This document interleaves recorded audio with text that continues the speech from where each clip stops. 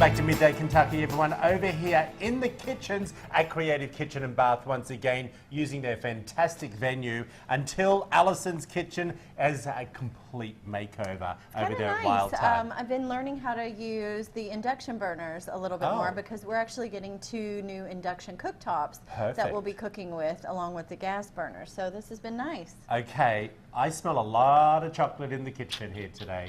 What are we making? Chocolate just makes you want to dance. Well, okay. No, So, I don't want to dance when I see it. I want to eat it. Right. Okay. All right. So we are making a chocolate bark. A lot of people are familiar. Chocolate bark. So I don't know if it's something. Yes. Okay. I now got you. I'm like, what? Yeah. So we call it bark, and a lot of people are used to peppermint bark. Yeah. But I love peppermint bark. But we're doing pomegranate bark. Oh. So it's actually going to have those little beautiful red arils of pomegranate seeds just on top. Gotcha. But we're preparing the chocolate. So right now, what I'm doing, this is called double boiling.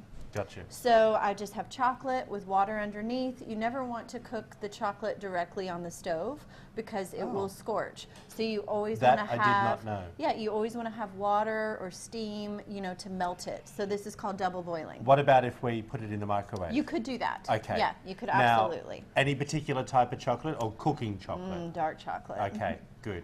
So I just get like the barks, or I think that's what it's called. Like. It's a bark here and a bark there, but it's a box of chocolate. It is. There you go. So we are just melting down the chocolate, but while that's finishing up, I wanted to show you my trick with pomegranate because I have a lot of people that say they have trouble cutting pomegranate and it makes a god-awful mess, you know, in the kitchen. Can I have a smell of fresh pomegranate? Oh, wow. So you cut the pomegranate, but basically, if you just have a bowl of water, you can take that and you can break it in the water. Yeah. And the seeds will sink and all the bits will float. So it's a clean, easy way to separate out the pomegranate seeds from the guts. Do you see that? That's pretty easy. So all I do is just take the guts, which are floating, and then the arils are the ones that are left over at the bottom. And they're already washed. Yes, exactly. Okay, perfect. And then a lot of times, especially for the bark, I will paper towel dry them. Okay. So that they're not wet and you're not putting water directly on your chocolate. I got you. All right, so this is so simple. We are going to take the chocolate. Yeah. And basically, once do you need to grease this or anything? Not really, because it's going to go in the freezer. So we are just going to pour our chocolate. You want it to be melted all the way through pretty much. This is our demo one. Our demo one. We are, with the magic of TV, but we have could one take that's out finished. that. Here.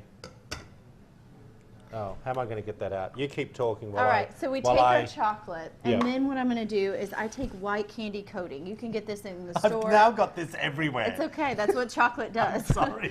So you take your white chocolate, white candy coating, and then we're going to go right over top of the dark chocolate with that so we get a little bit of variation. Yeah. And then I want to show you this beautiful little trick. You just take a toothpick or a fork, and you can start to kind of like pull it. Oh. And see how it makes this pretty designs in the chocolate. So it just gives it a little prettier presentation. Yeah. And honestly, after that, we are just going to top with the pomegranates and pop it in the freezer. Fancy pants. So I want to show you in the freezer? Yeah, just to harden.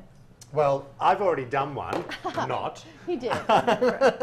he did. And here it is. Okay. So now, completely finished. You know, you were kind of a little bit like nervous when you first saw this because you were like, it's cracked. Yeah. But that's what you do with bark. You just take it and you break it up into little pieces, and it just makes a beautiful kind of presentation for your guests if they're coming over for a party, or if you just want to give it to someone as a gift. I was going to say, this is the perfect Christmas gift, and this is something that kids could make with their parents on a Sunday. Yes, absolutely. And then bundle it up. And also, I was thinking, end of year, I know in Australia, it's custom to give the teachers Christmas gifts. Well, I'd love that. So this is something that kids could make for their teachers at school as well. Yeah. How would you make that crunchy?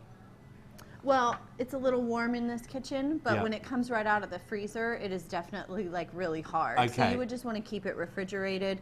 Even after you make it, you can just wrap it and keep it in the fridge until you're ready. Okay. But because we're using the pomegranates and not peppermint, this is only going to keep for about a week. Oh. The peppermint candy obviously would last a little longer That with I the did not chocolate. know. because it's fresh fruit. Okay. So, yeah. Thank you so much. If you want to find out how to make this, head over to wtvq.com/midday Kentucky. Again, fantastic. Always. If everyone wants to find out about you and your cooking school as well, Yes, thank you. head over to wildtimecooking.com as well. Alison will help you. She's got an incredible team of people over there. Lots of stuff that you are always busy catering and Christmas stuff going on right now as well. Yeah, we actually have a Christmas candies class. So I know, that's what? Cooking? a Christmas candies class. I We'll love be doing that. this. Okay, we'll put that information up on our screen. Be sure to head back to our website as well. Everyone, see you back after the break.